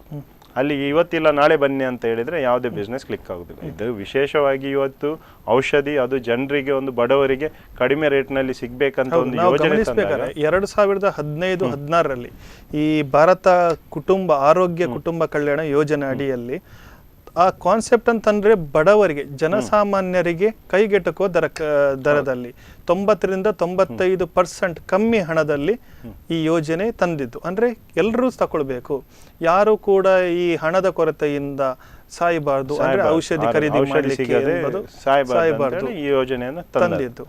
ಮತ್ತೊಂದು ಏನಂತ ಹೇಳಿ 2020 ಅಂದ್ರೆ ಇನ್ನು 2 ವರ್ಷದಲ್ಲಿ ದೇಶದ 5,000 ಸ್ಟೋರ್ಸ್ ಅನ್ನು ಓಪನ್ ಮಾಡ್ಬೇಕಂತ ಮುಚ್ಚಿದ್ರೆ ಅದರ ಏನು ಪ್ರಯೋಜನ? ಹೌದು, ಪ್ರಯೋಜನ ಏನು? ಸೊ ಇದರ ಬಗ್ಗೆ ನಾವು ಸೀರಿಯಸ್ ಆಗ್ಬೇಕು. ಏನು 1-2 ಸ್ಟೋರ್ ಕೊಟ್ರು ಅದನ್ನು ಕಂಪ್ಲೀಟ್ ಆಗಿ ಅಲ್ಲಿ ಸರ್ವಿಸ್ ಸಿಗ್ಬೇಕು. ಇಲ್ಲದಿದ್ರೆ ಇವತ್ತು ದೊಡ್ಡ ದೊಡ್ಡ ಪ್ರೈವೇಟ್ ಲಾಬಿಗಳಿವೆ, ದೊಡ್ಡ ದೊಡ್ಡ ಮಾಲ್ಗಳಿವೆ, ಇವತ್ತು ಔಷಧ ಕೇಂದ್ರಗಳೇ ಮಾಲ್ ತರ ಇದೆ. ಸೊ ಅವರ ಜೊತೆ ಇದನ್ನು ಕಾಂಪೀಟ್ ಮಾಡ್ಲಿಕ್ಕೆ ಆಗಲ್ಲ ಜನರಿಗೆ. ಇತ್ತೀಚಿನ ದಿನಗಳಲ್ಲಿ ನೋಡ್ಬೇಕಾದ್ರೆ ನಾವು ಇ-ಕಾಮರ್ಸ್ ಕ್ಷೇತ್ರದಲ್ಲಿ ಆನ್ಲೈನ್ ಮೆಡಿಸಿನ್ ಸ್ಟ್ರೈಕ್ಸ್ ನಡೀತಾ ಇದೆ, ಮನೆ ಬಾಗಿಲಿಗೆ ಮೆಡಿಸಿನ್ ಬರುವಂತ. ಹೌದು. ಸೊ ಗೌರ್ಮೆಂಟ್ಸ್ ಅಷ್ಟೇ ಯಾರಿಗೆ ಪ್ರೈವೇಟ್ನವರಿಗೆ ಕೊಟ್ರು ಅಷ್ಟೇ ಒಂದು ಅದರ ಬಗ್ಗೆ ಪಕ್ವವಾಗಿ ಅಷ್ಟೇ ಒಂದು ದೃಢ ಸಂಕಲ್ಪ ಮಾಡಿ ಈ ಸರ್ವಿಸ್ ಅನ್ನು ಕೊಡಬೇಕು. ಸೊ ಇಲ್ಲಿ ಟೋಟಲ್ ಫೇಲ್ಯೂರ್ ಆಗಿದೆ. ಅದರಿಂದಲೇ ಇದು ನಾನು ಅದನ್ನು ಹೇಳ್ತಿರೋದು. ಇವತ್ತು ನಾನೊಬ್ಬ ಜಿಲ್ಲಾ ಮಟ್ಟದ ನಾಯಕನಾಗಿ ರಾಜ್ಯ ಮಟ್ಟದಲ್ಲಿ ಹೋರಾಟ ಮಾಡ್ತಿದ್ದೇನೆ ಅಂತ ನಾನು ಹೇಳಿಕ್ಕಾಗಲ್ಲ. ಯಾಕೆ ಹೇಳ್ತಿದ್ದೇನೆಂದ್ರೆ ಇದು ಅಷ್ಟು ಸೀರಿಯಸ್ ಮ್ಯಾಟರ್ ಆಗಿದೆ. ಖಂಡಿತವಾಗ್ಲೂ ಇದು ರಾಜ್ಯ ಮಟ್ಟದಲ್ಲಿ ಇಂಥ ಫೇಲ್ಯೂರ್ ಅನ್ನು ಎತ್ತುವಂತ ಇಶ್ಯೂ ಆಗಿದೆ. ಇದು ಜನಸಾಮಾನ್ಯರ ಇಶ್ಯೂ, ಬಡವರ ಕರೆಕ್ಟ್ ಇಲ್ಲದೆ ಹೋರಾಟ ಆಗ್ಲೇಬೇಕು. ಹೌದು, ಯಾಕೆಂದ್ರೆ ನೀವು ಕೊಟ್ಟ ಪ್ರಾಮಿಸ್ ಅಲ್ಲಿ ನೀವು ಡೆಲಿವರ್ ಮಾಡ್ಬೇಕು. ಇಷ್ಟು ಪ್ರಾಮಿಸಸ್ ಅನ್ನು ಕೊಟ್ಟಿದ್ದೀರಾ, ಬಹಳಷ್ಟು ಭರವಸೆಗಳನ್ನು ಕೊಟ್ಟಿದ್ದೀರಾ. ಈಗ ಇಶ್ಯೂಸ್ ಇಂದ ಡೈವರ್ಟ್ ಆಗ್ತಿದ್ದೀರಿ. ಒಂದು ಕಡೆ ಡೆವಲಪ್ಮೆಂಟ್ ಅಂತೀರಾ, ಅಚ್ಚೆ ದಿನ ಅಂತೀರಾ, ಇವತ್ತೀಗ ರಾಮ ಮಂದಿರ ಅಂತೀರಾ, ಶಬರಿಮಲಕ್ಕೆ ಶಿಫ್ಟ್ ಮಾಡಿದ್ದೀರಿ. 4.5 ವರ್ಷದಿಂದ ರಾಮ ಮಂದಿರ ಬಗ್ಗೆ ಯಾವುದೇ ಚಕಾರ ಎತ್ತಲಿಲ್ಲ. ಮೊದಲು ಹೇಳಿದ್ರು UP-ಯಲ್ಲಿ ಸರ್ಕಾರ ಬರಬೇಕು, ನಮ್ಮ ಸರ್ಕಾರ ಬಂದರೆ UP-ಯಲ್ಲಿ ನಾವು ರಾಮ ಮಂದಿರ ಕಟ್ತೇವೆ ಅಂತ. ಕೇಂದ್ರದಲ್ಲಿ ಸರ್ಕಾರ ಬರಬೇಕಂದ್ರು ಆಗ ಹೇಳಿದ್ರಿ ನಮಗೆ ಫುಲ್ ನಂಬರ್ಸ್ ಇಲ್ಲ, ಎಲ್ಲ ಫುಲ್ ಮೆಜಾರಿಟಿಯಲ್ಲಿ ಬರಬೇಕಂತ. ಫುಲ್ ಮೆಜಾರಿಟಿಯಲ್ಲಿ ಬಂತು, ಪ್ರೆಸಿಡೆಂಟು ಇವರದಾದ್ರು. ಈಗ ಜನರೇ ಹೇಳ್ತಿದ್ದಾರೆ ಸುಪ್ರೀಂ ಕೋರ್ಟ್ ಸಹ ಇವರ ಕಂಟ್ರೋಲಲ್ಲಿ ಇದೆ ಅಂತ ಹೇಳಿ.